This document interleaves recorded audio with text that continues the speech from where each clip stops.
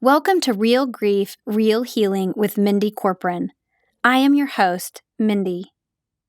A friend of mine told me in early 2018 that she saw a vision of me with a microphone in front of me. I laughed at the time and said, "I don't see any microphones in my future." Less than a year later, I was recording my first podcast on this show. I'm not going to say, "I hope you enjoy this podcast." My podcast is not truly meant to be enjoyed.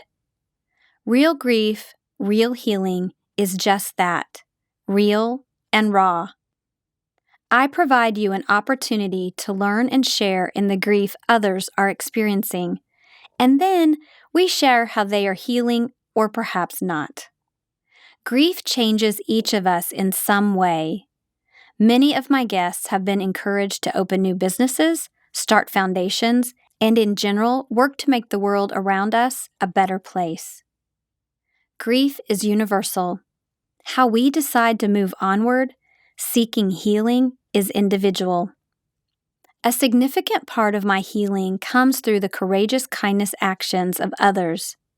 As you listen to my podcasts, you will hear how you can give and receive courageous kindness too. Together, we are better. Welcome to Real Grief, Real Healing with Mindy Corporon, taking a deep dive into the reality of the difficulty grief brings and offering insight into the healing available to each of us. Today, Episode 8, Galvanizing Deaths. And now your host, Mindy Corporon. Hi friends, this is Mindy Corporon, and thank you for joining Real Grief, Real Healing. It has been an interesting several weeks for all of us, and I started this podcast based on the fact of what had happened to me personally and then my family in 2014. But now, collectively, the entire world is sitting in a calamity of a pandemic, and we are all sitting in what I like to hear. I heard Brené Brown call it collective grief. So today's podcast had already been scheduled, and it's appropriate. I think I've done a good job at putting the people in place that I want you to hear from. I want you to hear their stories. And today I am welcoming my big brother, Will Corporon. Will, thank you for joining me today. You're welcome. Getting bigger by the day as we go through all our snacks here in quarantine land. Actually, we're not quarantined, but stay-at-home land. And stay-at-home land, yes. We have 5 new computers on every morning here now, with 3 kids in school, a senior, a freshman, and a second grader, and they all have Chromebooks from the school. And then Hannah home from OU, from college, so she's here. And then Heather had to bring her work home. So our Wi-Fi usage has gone, and internet usage has gone through the roof. But it's all working out. Everything's fine. Good. And you all are healthy, all of you, and you're... Yeah. We're, Maggie has some health issues. I apologize. I kind of have a frog. Maggie has some health issues, so we're really, really careful with her. And Maggie has some, pre-existing health issues and things she was born with. And so we're doing our best to make sure we limit any potential contact, because this virus could be potentially really devastating to her. So good. And you're in Arkansas. We could have stated that you live in Arkansas, and you've been really happy with the school system that you all are in and how they're helping your children continue to function, right? It's been phenomenal, really. Yeah, we're in Bentonville, the home of Walmart, and all the kids have Chromebooks. They were proactive in getting the kids knowledgeable on those, even the little ones. Olivia's in the second grade, and when she brought the Chromebook in, she just plugs it in and starts working and logs in here and there and just goes to town on it, And yesterday, one of Maggie's teachers, and Maggie is in special needs, and one of her teachers came and they did a I don't remember what they called it. It was a sidewalk meeting or something where she came actually over to the house and they sat out on the driveway at the appropriate distance and did sidewalk chalk and talked and went over things. And it was just really, really sweet. The elementary school teachers a couple of weeks ago, they were the first ones that I'd seen anywhere in the country that did it. They did a parade through the elementary school, the area, the neighborhoods around the elementary school where we live, and we drove through all the neighborhoods honking and with signs and banners and all the kids. It had been, I guess, about 2 weeks they hadn't seen the kids, and the kids were all jumping up and down, so happy to see their teachers. And I think the numbers, everything's looking better. The trends are better. If you can sort through all the craziness on the news and internet and all that, I mean, you kind of have to dig through the mass of propaganda to find, what I guess nuggets of truth. And it is, at least that's how it seems sometimes. But it seems like here within the next 2 weeks or so that we should really have some idea as to how long this whole thing is. I say whole thing, how long this part of the whole thing is going to last, and whether we're going to get to be back. I think it's really interesting. There's a lot of, I think, potentially really good that's going to come from this. One, I think, and not all families are. This doesn't apply to all families, but I think for a vast majority of families, it's been an opportunity to reconnect. I mean, it's been, we've spent more time together and playing games and doing art projects and just going outside and standing and walking and, eating meals together. And that whole family dynamic, I think, has really changed. I mean, a lot of it's kind of old fashioned, if you want to say that. I think that's a great thing. I think this reconnection is going to turn out to be long lasting. And the other thing, these kids this is going to be a huge development for them in their lives. Maybe much like our grandparents through the Depression, and how it made that generation look at things and view things differently, than the previous and then generations that have come since. So, I probably won't be around to see a lot of that, but I think it's going to be a pivotal moment for these kids this age. I think a lot of them are going to be better prepared for disasters, both personal and world. And anyway, I just think things like that are kind of fascinating to me. But we just do have to get through what we're going through now, and so far so good. Good. Well, thank you. I appreciate you elaborating on how your family is doing. And I've appreciated the fact that our family is now meeting you and me and our other brother, Tony, our mom, and her sisters. We're all having a family Zoom call on Sundays. And we just kind of randomly did that one Sunday to see how it would work. And it seems to be a highlight for everyone. So that's fun. And I hope that we continue to do that. I want to circle back to two things that you just said and then take us into the grief that I called you on here for and the story. And so you made the comment a few minutes ago, not about our story in April 2014, but you made the comments about nuggets of truth. And then you also used the words a pivotal moment. And I would like you to tell our audience about the pivotal moments that happened in 2014 and how they affected you and your family. And then what is really fascinating, and I've talked about it, and when I had Mom on the podcast, she talked about your work at finding the nuggets of truth. So I'd like to have you start there. Well, it was Palm Sunday. Can't believe it was 6 years ago. That doesn't even seem possible. But we were out doing family things, as you were, as mom and dad were, and we were all in our worlds doing the things that we do.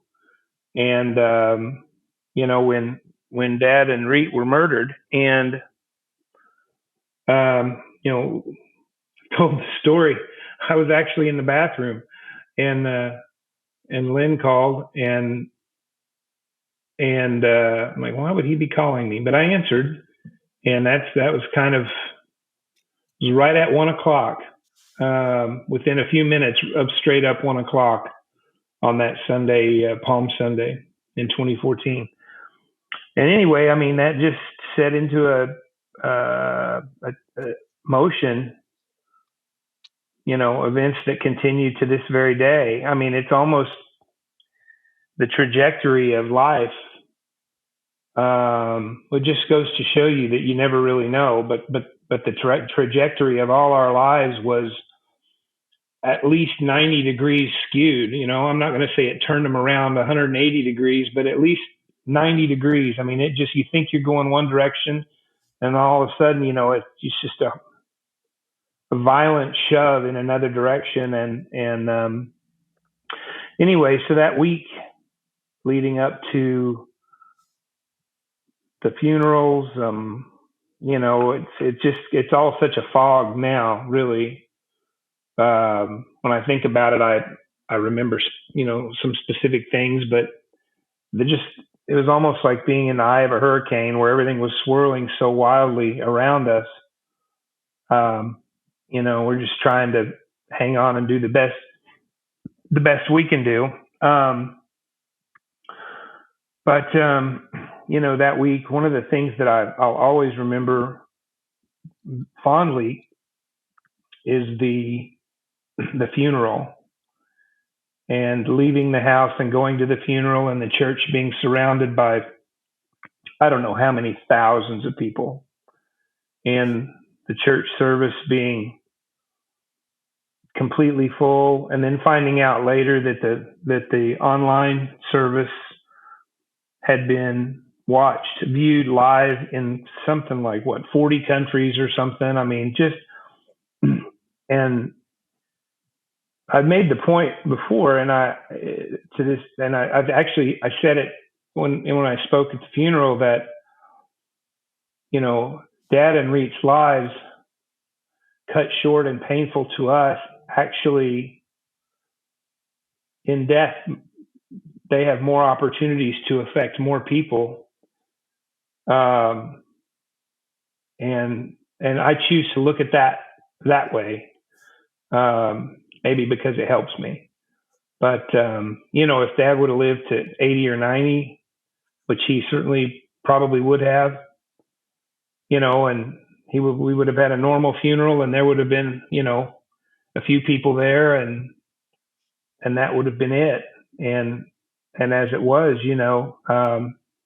his death galvanized not only a community, but communities around the world, and kind of magnified the fact that hate can come in many shapes and sizes anywhere in the world, and can affect even the most seemingly obscure family, normal family. I define however normal is defined. I mean, so those are kind of my takeaways. So I heard you say that you look at their deaths as catalysts, and as the funeral as galvanizing, and you made the comment that you find that as healing, that you didn't use the word healing, but you said that helps me. Mm-hmm. And I would define that as that's something that you've sought after to help you heal. What other aspects of your life have you changed? What other, maybe inward looking or physical or anything, what have you done that specifically you've done to help your heart heal from those tragedies? Well, I think from my standpoint, personally, I'm much more patient. I think I'm much more introspective, and those sorts of things. Um, there hasn't, with all the the kids, 5 kids in the house at the time. I mean, there wasn't a whole lot of time for, any sort of major life changes, I guess, because you kind of have to keep everybody moving forward. But initially, probably for the first couple of years, I really focused on reading some devotionals. Heather and I both reading devotionals. I think we talked a lot about, again, just patience and enjoying the moment. I'm not blessed with a lot of patience in certain aspects, but now, just enjoying a day, enjoying watching the kids do something mundane like, Olivia drawing, painting something, or playing tic-tac-toe with her, or cards, or things like that.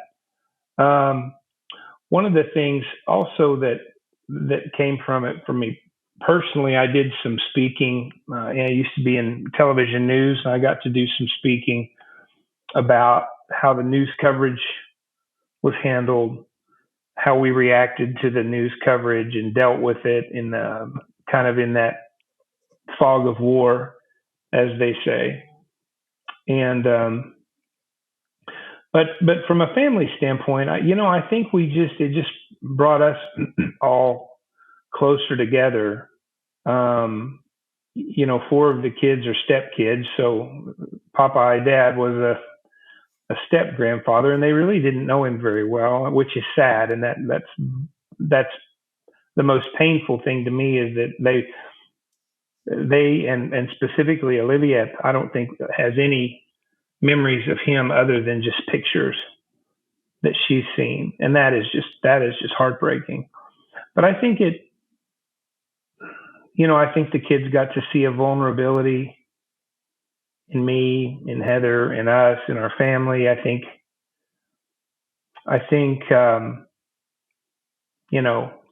sadly, they were right there, along for the journey. And I think it shaped us all, again, knowing that things could happen at any time, and you just got to be prepared to deal with it. So you mentioned that you got the opportunity to speak about the news coverage, and I would like you to talk to our audience now about only hours after you heard the news that my dad, had been murdered, and that Reet had been murdered as well. You had a plan in place, or you started contemplating a plan. Can you share that with us, and why and how you implemented it? Well, I think when things happen, things like that, when tragedies happen, I think people kind of resort to what they are. Planners, organizers, somebody whose family has or a close family friend has something. Some people are good at cooking food and helping, and some people are great emotionally in support, and some people are planners and maybe can help with all the planning and things that go along with that. I didn't realize it at the time, but I just kind of reverted to my news days. And as we were driving, I didn't realize what it was really going on until we were in Tulsa when we found out. And we left the kids there with a grandma, and Heather and Olivia and I, and Olivia at the time was just 2, drove from Tulsa back to Northwest Arkansas, which is about 2 hours. And when we got home, we were packing to come to Kansas City, and I turned on the TV, and there was the Kansas City chief of police or something talking about what was going on. And they had video from the scene live. They had a reporter there live, the news conference. They're all talking about it. And so all of a sudden at that moment, it was like, okay, this is really real, and they talked about the perpetrator, the murderer, briefly, about because they had arrested him and showed him. They already had video of him, because he wasn't trying to run and hide. He was still in the area when they arrested him, and the TV cameras were all around. So I got to see all that and hear what they were saying. And at that point, I knew that, of course, Dad had passed away, and I knew that Reet had died. He had died about an hour and a half previous to that. But they were still saying on the TV that, 2 dead and 1 in the hospital. And I'm like, that's, of course that wasn't right. But then I knew just from covering stories like this when I was in television, that I wanted to control the narrative. I wanted to control what information they had. And really, my first thought was they're going to need pictures of Dad and Reet. They're going to want pictures of Dad and Reet, and they're going to want them very quickly. Because television in particular is a visual medium, and they have to show things. Now, I didn't know what the laws were in Kansas or Missouri, but when I worked in Phoenix, driver's license photos were public information. And if you needed a photo of somebody, you could go to a courthouse or somewhere where they kept those and actually get a driver's license photo. And in my mind, I'm like, I don't want the picture that the world sees of my dad to be a driver's license photo, And so that was just the little piece, the little grain that got me thinking. And then so as we were driving to Kansas City, I think somebody called from the hospital, and the PR woman who was so good had put together a kind of a press release from the family. And I think Mom or Tony or somebody sent it to me to review. And I hated it. I hated it. It was very nondescript. It wasn't personal at all. And it wasn't her fault that I hated it. I just, that wasn't what I wanted. And so at that point, the 3 of us or 4 of us, you all were at the hospital, and I was driving in the van, or in the Suburban. We're headed up, and we started gathering pictures. I actually edited some pictures in my phone. We got pictures put together. I reworked the press release that she had written. I was trying to give the media enough to where they'd leave us alone also, because if you don't give them information, they're just going to keep pounding the streets for information and knocking on doors. And, if you're forthcoming with the information you want them to have, they don't have a need to go find it elsewhere. The woman from Overland Park Regional Hospital who we really appreciate is Christine Hamley. Christine Hamley was and is the Assistant Vice President of Public Relations and Community Affairs. And it was for Overland Park Regional Hospital. Now it's HCA Midwest Health System. And she was very helpful to us on the day of the murders and then going forward as well. She emailed me all of the email addresses from the media around the world that had been inquiring. And it was like 80 or 90. I mean, it was international newspapers, television stations, networks. She sent me all those email addresses. So I cut and pasted and edited and expanded on the news release that we were sending. And I attached the pictures of Dad and Reet together, and a couple of other pictures of the 2 of them, and email blasted those out from the car somewhere between Joplin and Kansas City on the interstate. And then those pictures were the ones that were used and are still used to this day when it comes up, those initial pictures of, Dad standing there in his little hunting hat, and Reet in the school picture where he has, I forget what he has on, but it seems like it was kind of a yellow and black He had on a Blue Valley High School T-shirt. What color is Blue Valley? It's black and gold. Black and gold. Okay, well, I remember the black and gold. Yeah. So so those pictures. I mean, those all. Anyway, in my mind, I just didn't want the picture to be a driver's license photo, because that would have been then the picture that everybody would have seen for weeks and weeks. And so anyway, that's kind of how that happened. And the media actually was very respectful to us. I fielded a lot of media inquiries, and since I sent the email, my phone number was on there, and had people reaching out, and kind of limited the access to things. But anyway, I felt like it was much more respectful to Dad and Reed. And I don't mean to diminish the role of the Lamanos and Terry. I just, obviously at that point we didn't know them, and she was the third victim. But anyway, so that's kind of what happened, and it actually was great because it gave me something to do. It gave me a job. That was my job, my role. It wasn't cooking food or planning anything. It was kind of handling that. And then probably in another day or two is when just kind of the crushing weight just hit me, and it was obviously a very, very difficult few days for us. Well, I appreciate what you did. I didn't know what you were doing. I remember sitting in the house. I might have been that night or maybe the next day, and you said something about communicating with the media, and that somebody wanted to interview us, and then the Today Show wanted to interview us. And I remember looking at you and saying, why does the Today Show want to interview us? I didn't understand the enormity of it. And you saw a different picture of it because of how you had jumped in. And it's very helpful. And I think it's important. I wanted to share this message about what you had done and how it was different from anything anyone else in our family had done.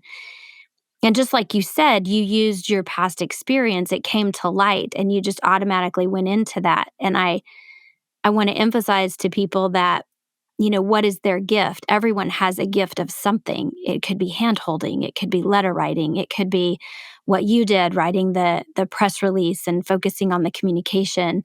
And it's important to find that role and be willing to be in that role. And I just want to tell you again how much I appreciate that you did that. Well, thank you. And I enjoyed, I enjoyed doing it. And I don't mean that in a weird way. Like I said, I think it gave me a sense of a purpose. And when I spoke about it in the year or so after that to a group of news directors, to a couple of newspaper offices and people that just were interested, we talked about the role of, because most families don't have that. Most people, when you go through tragedy, they don't have that. And the crush of the media, especially if it's some sort of a national story like that, the crush of the media can be really just add so much stress to the situation. And so when I talked to those news organizations, it was a way, as a victim and a journalist, was to say there are ways that the newsroom can handle this better, and there are things that they can do better to help the families in these situations. They have a job to do. They have to get what they get, and that's kind of was the bottom line. I knew they had a job to do, and they were going to do that job one way or the other, whether we cooperated or not. And thing that came of that was, because I think we gave them enough information, there wasn't really ever a focus on the murderer, really. I think presenting the way we did, and being open and willing to talk to the media, to share our story, to share our grief from the first minute, really. I think that switched the focus, because I think had we been quiet, or I think if we circled the wagons and not talked at all, they would have gone where the story took them, and the story would have taken them to the hate and to him, and he would have been much more the center of the story than the victims.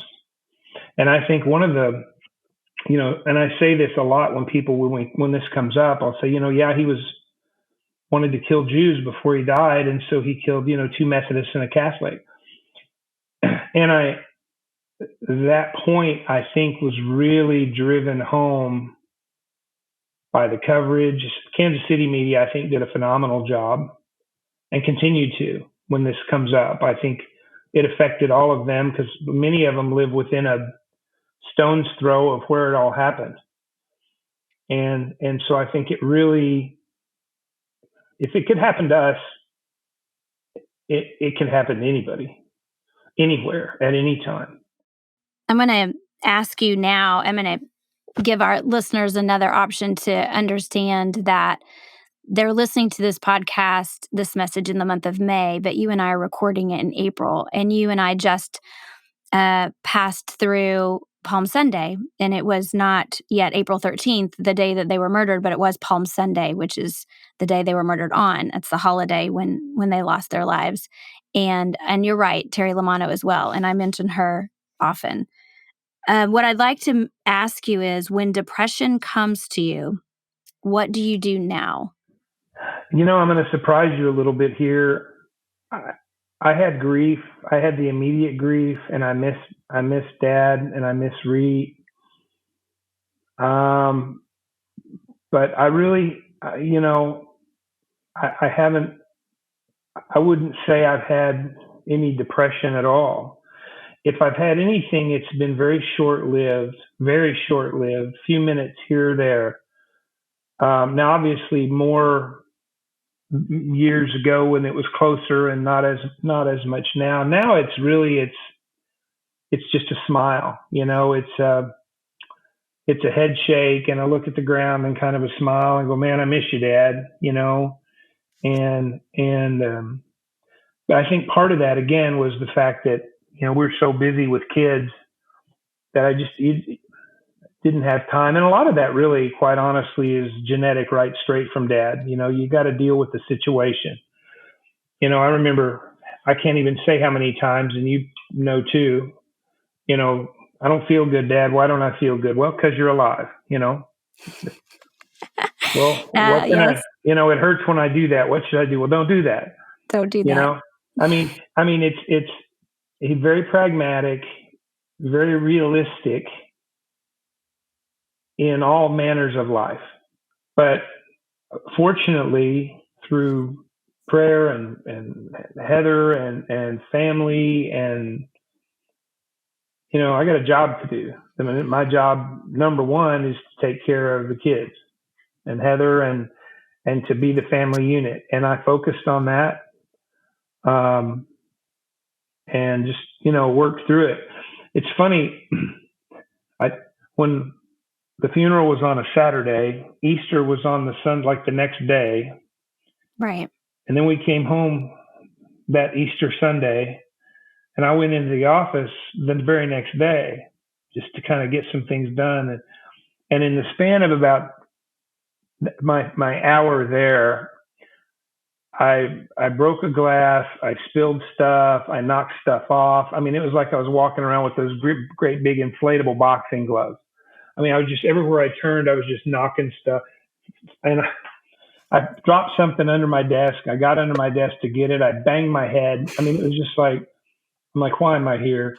So I just threw a bunch of papers in my briefcase, turned out the light, and I don't think I went back in the office for a couple of weeks. That's when it really dawned on me that I thought it had affected me physically and mentally, and I was exhausted. And but anyway, that was the manifestation of that. I'm like, okay, I'm not supposed to be here at the office. And but as far as just dealing with things, I've and occasionally Olivia is actually the one that kind of keeps keeps that grounded.